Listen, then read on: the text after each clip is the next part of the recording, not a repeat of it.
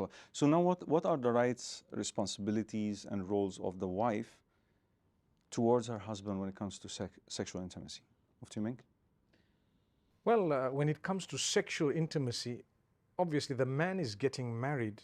Like I said, one of the main purposes also, he's going to look after his family. There's going to be reproduction for the sake of Allah. If Allah wills, he's going to be providing for her and so on. But regarding this particular department, she needs to make sure that she protects him from going towards haram because of her. So what that means is, some people will go for haram no matter what you've given them and what you've done for them.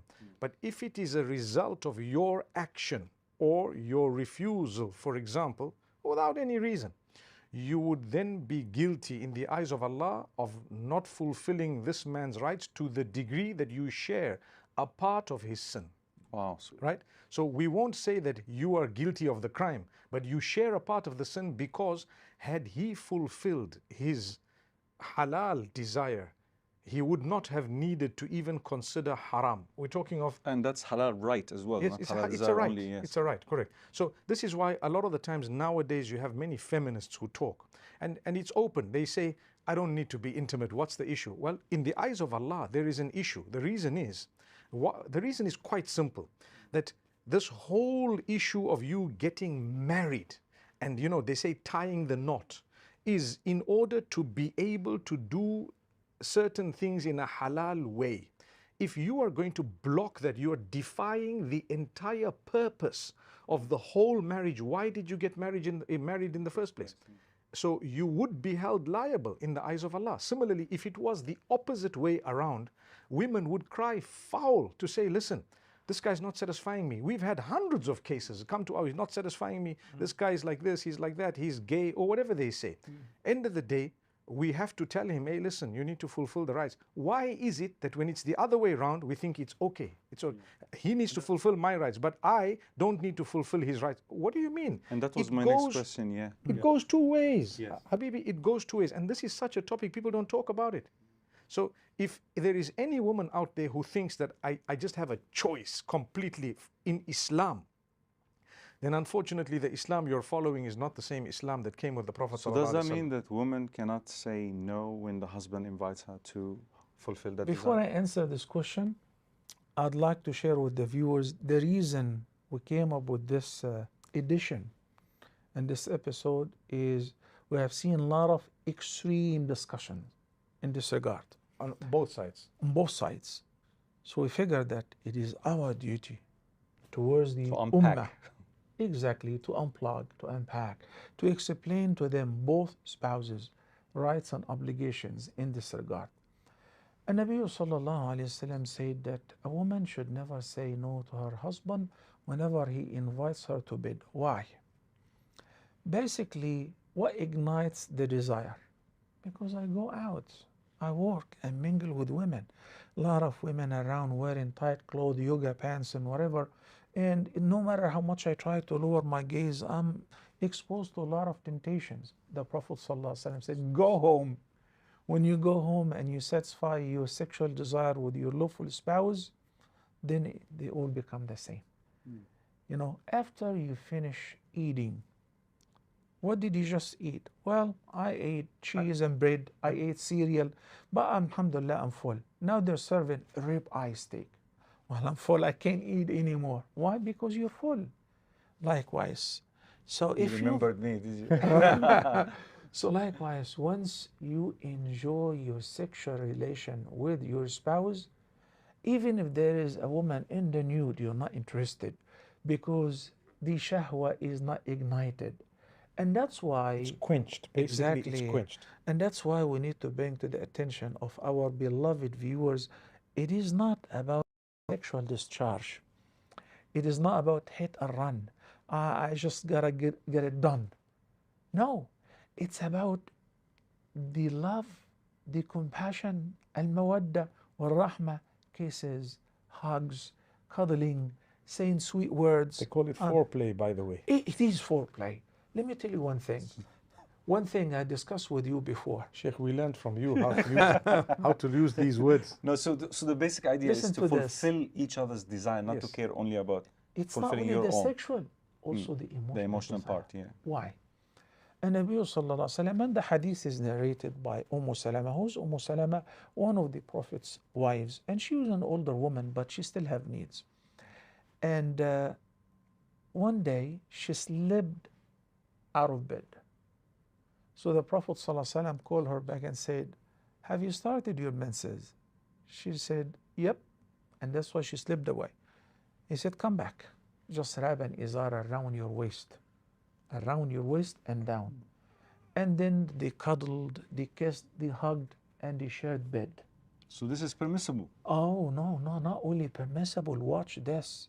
Whenever a woman is in her PMS, on her period, she is much more in need than the man whenever he's aroused.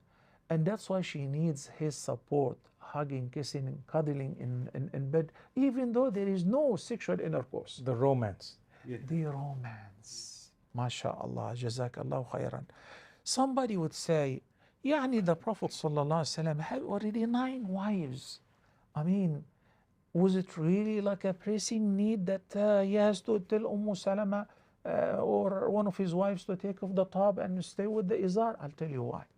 It wasn't because of him wanted to fulfill his sexual desire because he had other wives.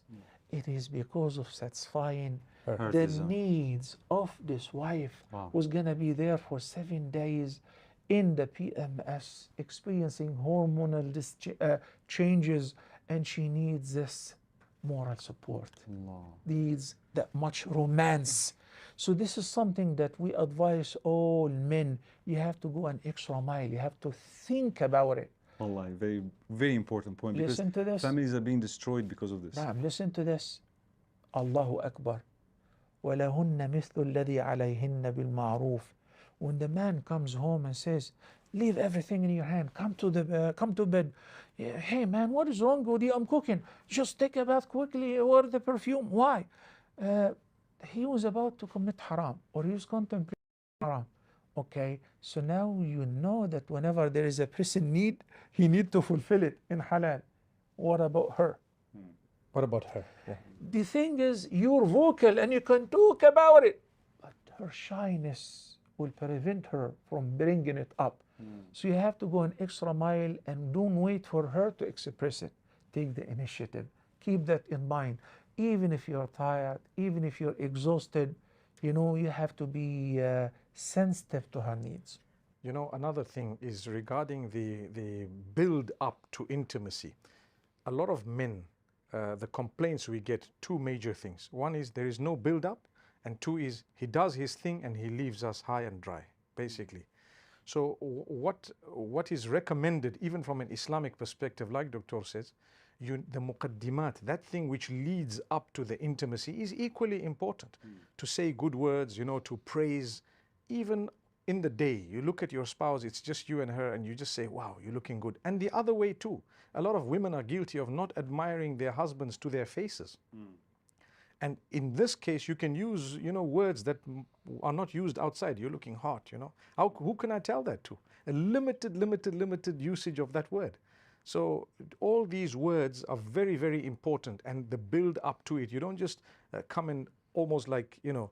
They talk about even after play now. You say foreplay and after play. Foreplay and after Islam, play. as a matter of fact, discuss this matter. Yes. For instance, That's what I was going to say, that if you have basically premature ejaculation. Yes, yeah. You call it premature ejaculation, or if you have reached that point of orgasm, the climax, before the wife reaches her climax.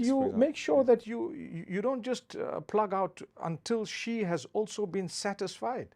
It's a very important factor. A lot of women actually complain, and it's so hard for them to talk about it, to say, you know what's there in this? I mean, what did I get? I've been married for so, and you start thinking, this guy needs help, and So who's the going to help catch- him? Because he's a big man, and big men don't like to be pride, told, yes. because there's a pride, you know. Yes. The catch That's is to why always put yourself in your spouse's position.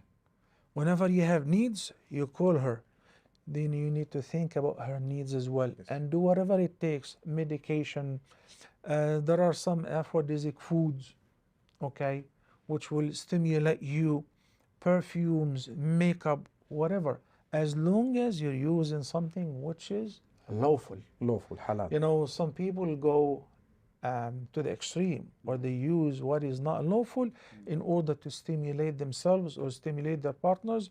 We have to put limits and understand that haram is haram. Obvious, yeah. Like pornography. Some people want to use porn and they claim, no, it's spice just up to and spice this and up. that, Yeah. yeah. Absolutely forbidden. And subhanallah, the man will earn double the punishment because he's in a charge for his wife. And a man who would allow himself to share with his wife, the mother of his kids, his lawful wife, to view something like that is not a man. Is not a man. He is not a man. I don't want to say a term which is very vulgar, but he is not a man. And the wife has a right to say no in those circumstances. The wife has the right to divorce him if he insists on something like that, because he is not a man, let alone being a Muslim and a righteous man. But unfortunately, due to the widespread of the porn materials easily accessible even on one's phone, some people think this way, and this is how they go extreme, because he wants his lawful spouse to act and function like a prostitute. She's not gonna do that. Why? Because she haven't been there. She didn't see what you've been seeing. She doesn't know what you're demanding. So halal is halal and haram is haram. Even in the sexual positions, you know what is lawful is in the orifice where a woman would conceive and have a child. But the rear orifice, 100% untouchable, 100% is unlawful, and it is haram. Yes, we receive calls. Some sisters say in private that my husband is trying to convince me in some madahib it is okay to do so. Let me assure you, 100%, it is not mentioned anywhere by any Muslim that this is lawful. It's filthy, it is dirty, it is disgusting, and it's a major sin which requires punishment and a kafara.